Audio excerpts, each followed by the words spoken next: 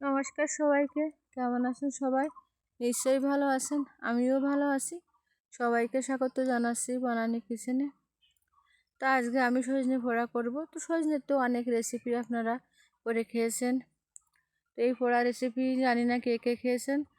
যদি না খেয়ে থাকেন তাহলে আমার পুরো রেসিপিটা দেখুন, আমার পুরো ভিডিওটা দেখুন, তাহলে বুঝতে পারবেন আমি কিভাবে এই সজনে পোড়াটা করি। আর এই সজনে পোড়াটা করতে গেলে এরকম বড় বড় সজনে কিন্তু লাগে।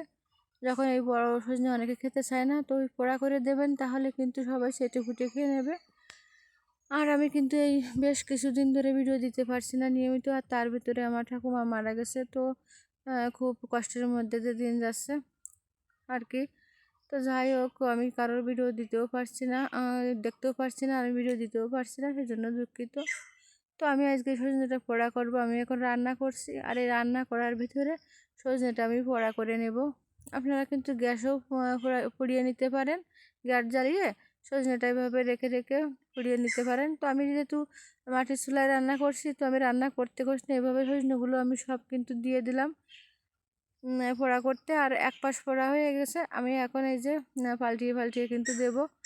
আমার এই সজনে কিন্তু এক মাথা পোড়ানো হয়ে গেছে, এখন আমি অন্য এই যে মাথাটায় উল্টিয়ে দিলাম। এইভাবে আমি সব সজনেগুলো কিন্তু পুড়িয়ে নিলাম। আর এখন আমি সজনেগুলো সব উঠিয়ে নেব। পোড়ানো হয়ে গেছে কিন্তু আমার, এই যে দেখেই কিন্তু বোঝা যাচ্ছে।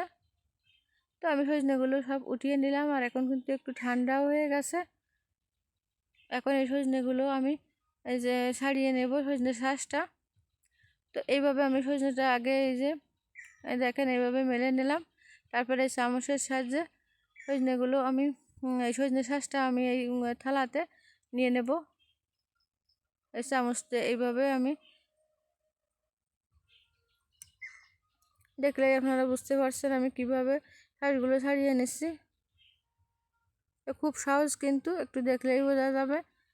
আর এইভাবে ছাড়ানোর পরে কিন্তু আপনারা শিলে বেটে নিতে পারেন, শিলে বেটে নিলে খুব ভালো লাগে। আর এভাবে কিন্তু হাত দিয়েও করা যায়।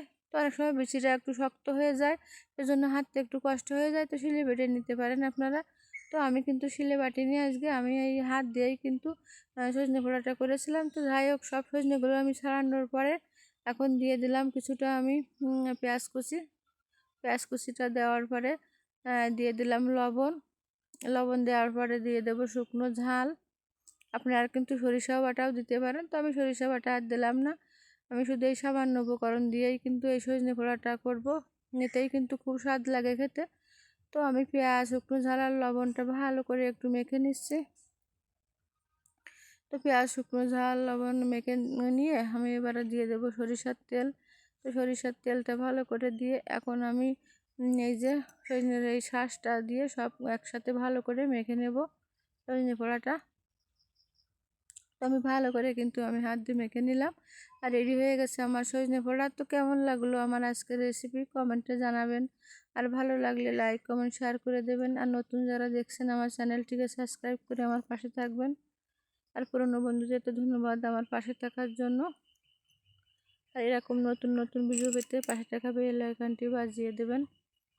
আর সবাইকে বলছি লাইক দিয়ে ভিডিও দেখেন, শুধু কমেন্ট করবেন না, লাইক দিয়ে ভিডিও দেখবেন। তো টাটা সবাইকে, দেখা হবে পরবর্তী নতুন কোনো ভিডিওতে। ধন্যবাদ সবাইকে, ভালো থাকবেন।